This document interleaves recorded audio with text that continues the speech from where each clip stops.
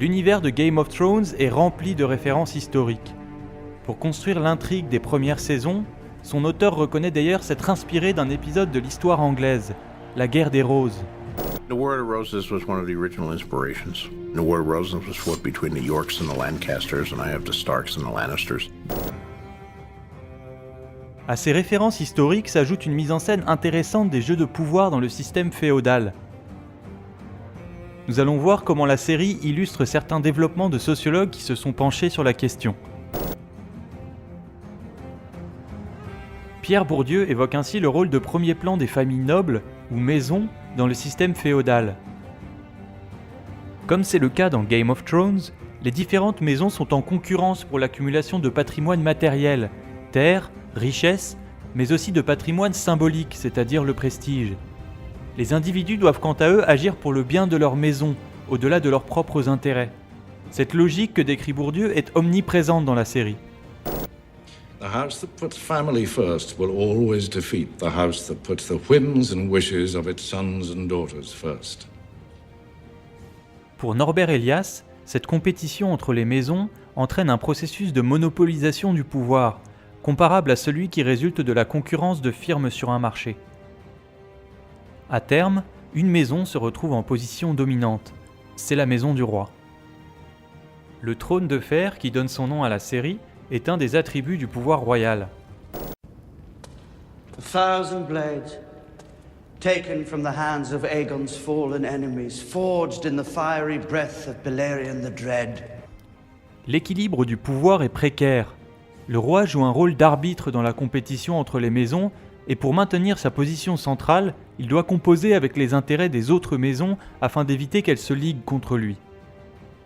Les luttes de pouvoir ne sont plus seulement des luttes frontales, mais des luttes pour le contrôle de l'État dans les couloirs du palais. C'est précisément ce jeu du pouvoir qui donne son titre à Game of Thrones, et c'est selon leur capacité ou leur volonté à jouer le jeu que sont jugés les puissants. You enjoy the game, I do. Last thing I expected. and you play it well. I'd like to keep playing it. Dans ce jeu des puissants, tous les joueurs ne sont pas des nobles issus des grandes maisons. C'est le cas du maître espion Varys, un des personnages emblématiques et influents du Conseil restreint. Eunuque né esclave, Varys est un ancien comédien errant. Il peut sembler étonnant qu'un personnage ayant de tels antécédents jouisse d'une position de pouvoir si élevée. Et pourtant, si on en croit Bourdieu, cela n'est pas si invraisemblable. The storms come and go. The big fish eat the little fish, and I keep on paddling. Come, my lord.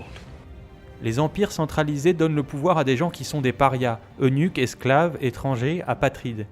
Dans la mesure où il s'agit de constituer un ordre politique indépendant, une des manières de couper radicalement le mécanisme de transmission héréditaire est de s'adresser à des gens hors jeu.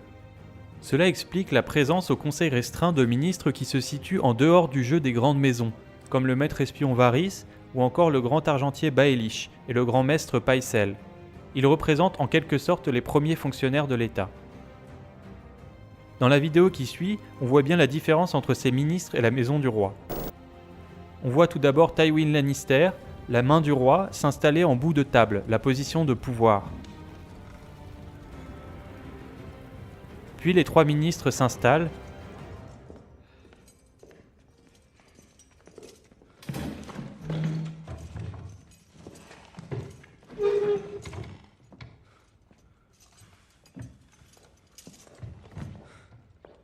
Enfin viennent les frères et sœurs du roi, Tyrion et Cersei, qui se mettent en face des trois ministres.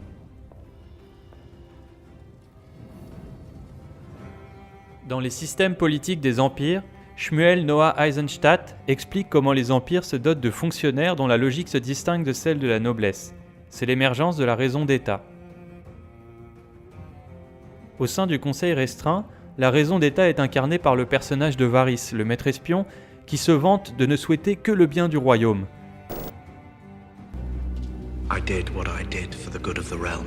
Si on ne lui connaît ni famille ni attache, et s'il apparaît si froidement calculateur, c'est qu'il symbolise en quelque sorte cette raison d'État plus forte que les luttes de pouvoir, plus forte que le sentiment, la pitié, la charité, l'amour, etc. Varys s'en tient à sa condition. A l'inverse, le grand argentier Baelish ne tient pas en place. Il représente l'excès et la soif de pouvoir. Baelish menace le jeu en transgressant ses règles. Pour lui, l'État est un mensonge, une simple façade. Do you know what the realm is? It's the 1,000 blades of Aegon's enemies. A story we agree to tell each other over and over till we forget that it's a lie. Tout au long de la série, Varys va avoir bien du souci à se faire pour le royaume des 7 couronnes. Équilibre instable entre les grandes maisons, menaces de guerre de succession, intrigues des ministres assoiffés de pouvoir, menaces aux frontières. Au fond, c'est bien ce qui donne tout l'intérêt dramatique de Game of Thrones. Le pouvoir est un pouvoir faible. Les rois qui se succèdent sont incapables d'assurer l'équilibre des forces nécessaires au système féodal. De coups bas en complot, le chaos guette, le trône se dispute âprement, et ce n'est sûrement pas pour déplaire aux spectateurs. But what do we have left once we abandon the lie? Chaos. A gaping pit waiting to swallow us all. Chaos isn't a pit. Chaos is a ladder. Many who try to climb it fail, never get to try again. The fall breaks them.